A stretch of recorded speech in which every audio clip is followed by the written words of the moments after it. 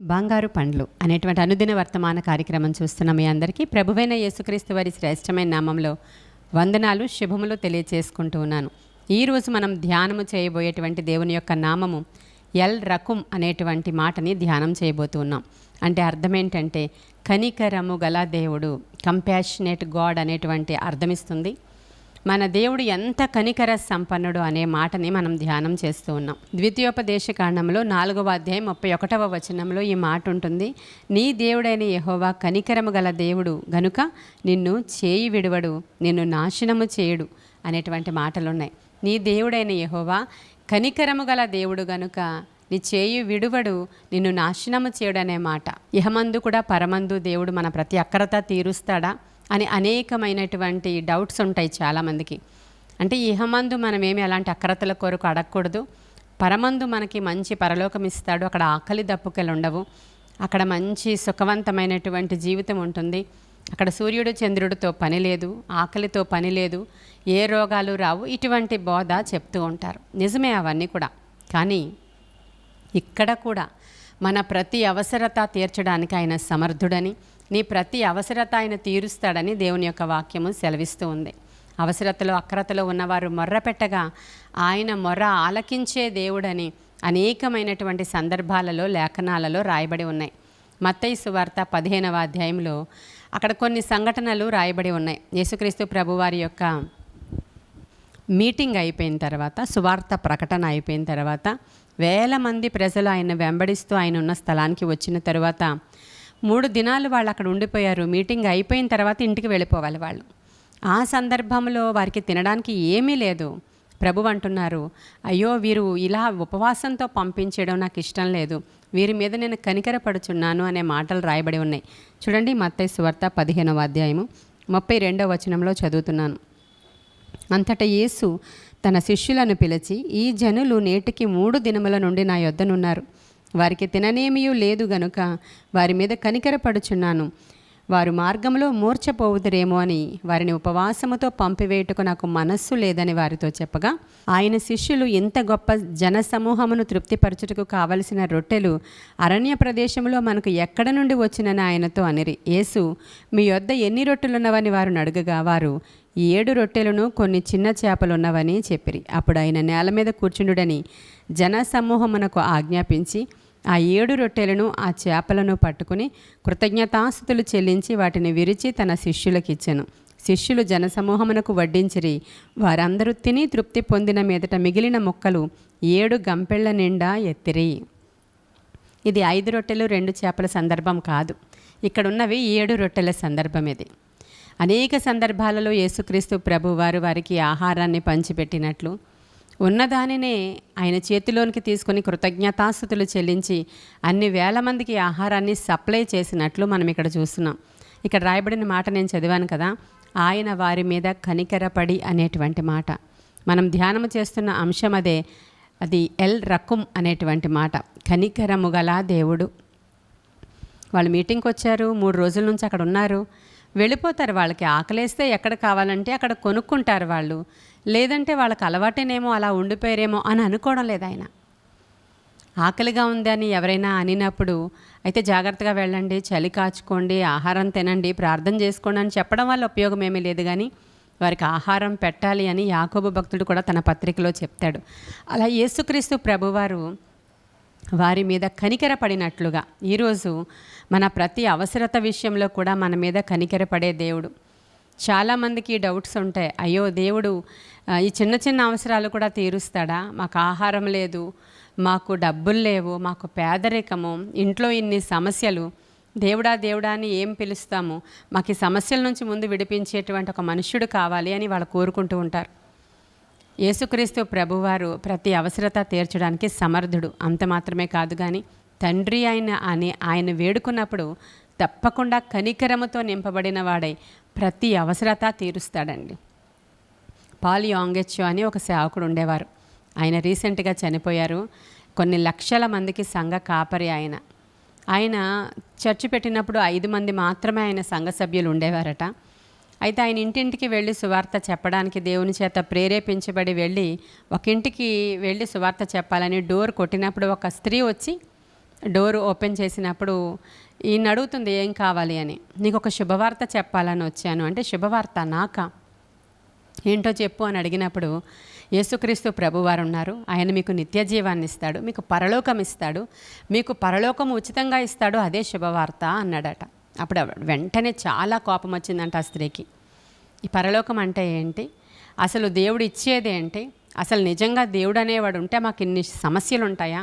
నాకు 9 మంది పిల్లలు ఉన్నారు, మా ఇంట్లో కరువు, దరిద్రత, అసలు రోగం అన్నీ మా ఇంట్లోనే ఉన్నాయి. నా భర్త చాలా త్రాగుబోతు, విపరీతమైనటువంటి త్రాగుడు తాగుతాడు, ఏ విధమైన డబ్బులు ఇంటికి తేడు. మేము నరకం ఇక్కడే అనుభవిస్తున్నాము, ఎక్కడో నరకం ఉంది, అక్కడ నుంచి తప్పించి దేవుడు పరలోకం ఇస్తాడని ఈ క్రైస్తవులు అందరూ ఇదే మాట చెప్తుంటారు, అవతలకి పో అని తిట్టిందంట. వెంటనే ఆయన నిజంగా చాలా బాధపడి ఆవిడ చెప్పింది ఏంటో అది వినినప్పుడు ఈయన చెప్పాలనుకున్న సువార్త అంతా మర్చిపోయారంట ఆయన. నిజమే, ఏంటి ఇవన్నీ నిజంగానే ఉన్నాయి, నేను ఇలా చెప్తే అవ్వదని ఇంటికి వెళ్ళి చాలాసేపు ప్రార్థన చేసి చాలాసేపు కనిపెట్టి దేవుని దగ్గర నుంచి ఎంతో ఏదో ఒక రివల్యూషన్ వస్తుందని కనిపెట్టినా ఏ దర్శనము లేదు, ఏమీ మాట్లాడట్లేదు దేవుడు. మరలా మరొక దినాన ఆవిడ దగ్గరికి వెళ్ళాడంట ధైర్యం తెచ్చుకొని.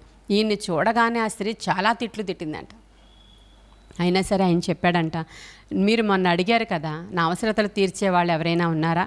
అసలు ఏ మనుష్యుడైనా మా అక్కరలు తీరుస్తాడా? నా భర్తకి త్రాగుడు నుంచి విడిపిస్తాడా? అలా ఎవరూ లేరు, ఎప్పుడో వచ్చే పరలోకం మాకెందుకని తిట్టారు కదా, నాకు ఒక మనుష్యుడు తెలుసు, ఆయన్ని చూపిస్తాను, వస్తారా అని అడిగాడంట.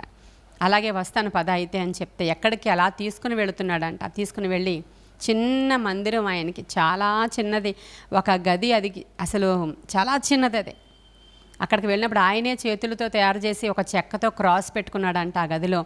ఆ గది అంతే, అది చాలా చిన్న గది. వచ్చిన తర్వాత నీ చర్చ్ ఎక్కడా అని అడిగిందంట. ఇదే నా చర్చ్ అని చెప్పాడంట ఆయన. ఆమె చాలా నవ్వి వెటకారం చేసిందంట. అప్పుడు ఆయన చెప్పాడంట, ప్రతిరోజు తెల్లవారుజామున ఇక్కడ ప్రార్థనలు జరుగుతాయి, మేము యేసును కలుసుకుంటాం, ఆయన వస్తారు, మీరు మొన్న అడిగినటువంటి ప్రతి అవసరతలో ఆయన తీరుస్తాడు, మీకు ఇష్టమైతే రేపటి నుంచి తెల్లవారుజామున వస్తారా, అప్పుడు నేను యేసుని మీరు కనుగొంటారు అని చెప్పాడంట ఆయన.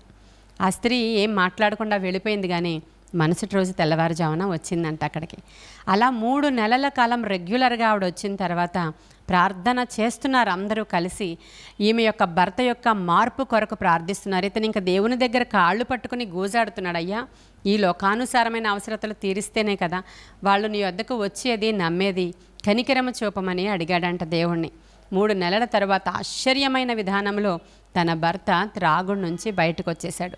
ఆయన సంపాదించడం మొదలుపెట్టాడు, పిల్లల్ని స్కూల్కి పంపించారు, ఒక మంచి ఇల్లును కొనుక్కోవడానికి దేవుడు స్తోమత ఇచ్చారని సజీవ సాక్ష్యాన్ని ఆయన పంచుకున్నారు. ఇది ఎక్కడో దక్షిణ కొరియాలో ఉన్నటువంటి సందర్భమే, కానీ ఇక్కడ కూడా అనేకమైన సందర్భాలు జరిగాయి. ఇలాంటి సాక్ష్యాలు కోట్లలో వేలల్లో ఉన్నాయి. దేవుడు కనికరమ చూపేటువంటి దేవుడు. ఒక దినాన ఒక విధవరాలికి ఒకే ఒక కుమారుడు ఉన్నాడు. ఆ కుమారుడు మరణించాడు. ఆమె ఆ పాడె వెంబడి ఆ మనుషులు వెళుతూ ఉంటే కన్నీటితో ఆమె వెళుతూ ఉన్నప్పుడు యేసుక్రీస్తు ప్రభువారు ఆ పట్టణంలో తన శిష్యులతో ప్రవేశిస్తున్నటువంటి సందర్భం మనకి మార్కు సువార్తలో కనబడుతుంది. లూకా సువార్తలో విధవరాలి యొక్క కుమారుడు యొక్క దృష్టాంతం 7వ అధ్యాయంలో కనబడుతుంది. ప్రతి చోట కనికరము కలిగి ఎలాంటి స్వస్థతలు చేశారో ప్రతి చోట మనము కనుగొనగలము. ఇక్కడ లూకా సువార్త 7వ అధ్యాయము 12-13 వచనాలలో అక్కడ విధవరాలి కుమారుడిని ఆయన ముట్టి, ఆ యొక్క పాడె ముట్టి స్వస్థపరిచాడు. ఎందుకంటే అక్కడ కనికర పడ్డాడు అని రాయబడి ఉంది. ప్రియమైన దేవుని బిడ్డలారా, మన దేవుడు కనికరము గల దేవుడు అనేటువంటి మాటని, ఎల్ రకుం అనేటువంటి మాటని ధ్యానం చేస్తున్నాం. అసలు ఆహారం లేకపోతే ఆహారం పెట్టడానికి కనికరం చూపాడు. వ్యసనము నుంచి విడిపించడానికి ఆ స్త్రీ మీద కనికరం చూపాడు. ఒక విధవరాలి ఏకైక కుమారుడు చనిపోతే ఆ కుమారుడిని స్వస్థపరిచి నేను ఏదైనా చేయ సమర్థుణ్ణి అని చూపించడానికి ఆయన ఇష్టపడుతూ కొన్ని సందర్భాలను బైబిల్ గ్రంథంలో లిఖించి, నిజంగా మన దగ్గర అనేకమైనటువంటి సాక్ష్యాలు ఇవి బైబిల్లో జరిగాయి, మరి మన మధ్యలో జరుగుతుందా అని మనం అనేక సందర్భాల్లో అనుకుంటూ ఉంటాం. మా మందిరంలో కూడా అనేకమైన సాక్ష్యాలు. ఎందుకు వినుచున్న మీ జీవితంలో జరగలేదా? మనం ప్రార్థన చెయ్యాలి, కానీ ఖచ్చితంగా కనికరం చూపుతాడు. భర్తిమయ్య అనేటువంటి ఒక వ్యక్తి ఒక దినాన, అది మార్కు సువార్త 1వ అధ్యాయం 39వ వచనంలో ఉంటుంది, దావీదు కుమారుడా నన్ను కరుణించు, కనికరించు అనేటువంటి కేకలు వేశాడు. అతను రోడ్డు ప్రక్కన ఉన్నటువంటి ఒక గుడ్డి భిక్షకుడు. అతను కనికరం చూపవా, కనికరం చూపవా అని కేకలు వేసినప్పుడు వెంటనే దేవుని యొక్క పాదాలు అక్కడ నిలిచిపోయాయి. అతన్ని పిలిచాడు, అతని కన్నులు తెరిచాడు, కనికరపడి స్వస్థపరిచాడు దేవుడు. ఆయన స్వస్థపరచడానికి కనికరం చూపిస్తాడు, ప్రతి అవసరత తీర్చడానికి కనికరం చూపిస్తాడు. ఈరోజు ఉదయకాల సమయంలో ఈ వాక్యం వింటున్నటువంటి మీ జీవితంలో కూడా ప్రార్థన చేయండి, తగ్గించుకుని ప్రార్థన చేయాలి. కనికరం మన మీదకి రావాలంటే, ఎవరినైనా ఏమైనా మనం అడగాలంటే, వాళ్ళ కనికరం మన మీదకి రావాలంటే మనం తగ్గించుకోవాలి. తగ్గించుకోకపోతే వాళ్ళు ఎంత మాత్రం కూడా మన మీద కనికర పడరు, సాధారణమైన మనుష్యులు. అలాంటిది మరి దేవదేవుడు ఆయన కూడా చెప్తున్నాడు, నేను కనికరము గల దేవుడను. ఒకవేళ మీరు కష్ట నష్టాల్లో ఉంటే తప్పక నేను సహాయము చేయువాడను అనేటువంటి మాటలు అంటే ఈ సందర్భాల ద్వారా ఈ ఉదయకాల సమయంలో మనం తెలుసుకున్నాం. కాబట్టి కనికరము చూపేటువంటి తండ్రి ఎల్ రకుం కంపేషనేట్ గాడ్ ఈరోజు మా ఇంటికి వచ్చి మా పక్షముగా కనికరము చూపు అనే ప్రార్థన మనం చేద్దామా? ప్రార్థన చేసుకుందాం. మహాపరిశుద్ధుడైన తండ్రి, మహోన్నతుడైన దేవా, నీకు వందనాలు ప్రభువా. వినుచున్న ప్రతి వారి జీవితంలో నీ కనికరము దిగి రావడానికి సహాయం చేయండి. వారిని ముట్టండి నైనా. కనికరముతో కూడిన స్వస్థత, కనికరముతో కూడిన విడుదల, కనికరముతో కూడినటువంటి గొప్ప అద్భుతమైనటువంటి విడుదల కుటుంబానికి జరగాలని నేను ఆశపడుతూ ఉన్నాను. ఆత్మకార్యాలు జరిగించమని, వినుచున్న వారందరినీ దీవించమని, కనికరము గల దేవుడుగా ఈరోజు వారి పక్షముగా కార్యాలు సఫలము చేయమని యేసయ్య శ్రేష్ఠ నామంలో అడుగుచున్నాము తండ్రి. Amen, amen, amen. God bless you.